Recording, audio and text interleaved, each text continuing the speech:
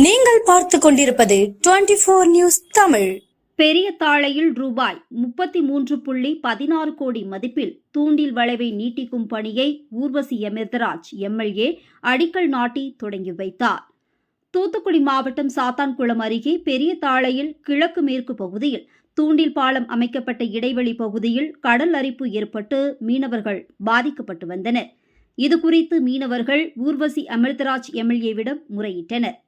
அவர் மீன்வளத்துறை அமைச்சர் அனிதா ராதாகிருஷ்ணனிடம் தூண்டில் வளைவை நீட்டிக்க வலியுறுத்தியதுடன் தமிழக சட்டப்பேரவை கூட்டத்தொடரிலும் பெரிய தாழையில் தூண்டில் வளைவை நீட்டிக்க வலியுறுத்தி பேசினார். இதன் அடிப்படையில் தூண்டில் வளைவை நீட்டித்து அமைக்க ரூபாய் 33.16 கோடி மதிப்பில் நிதி ஒதுக்கப்பட்டது.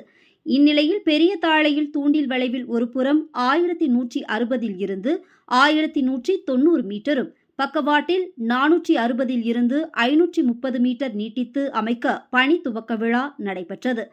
விழாவிற்கு ஊராட்சித் தலைவர் பிரதீபா தலைமை வகித்தார். பங்குதந்தை சுசீலன் ஆரம்ப ஜெபம் நடத்தினார். மீன்வளத்துறை உதவி செயற்பொறியாளர் தயாநிதி வரவேற்றார். ஊர்வசி அமிர்தராஜ் எம்எல்ஏ பங்கேற்று தூண்டில் வளைவு நீட்டிக்கும் பணியை தொடங்கி வைத்தார். நிர்வாகிகள் கலந்து கொண்டனர். பெரிய தாழையில் தூண்டில் வளைவை நீட்டிக்க நிதி பெற்று பணியை தொடங்கி வைத்த ஊர்வசி அமிர்தராஜ் எம்எல்ஏவுக்கு மீனவர்கள் நன்றி தெரிவித்தனர்.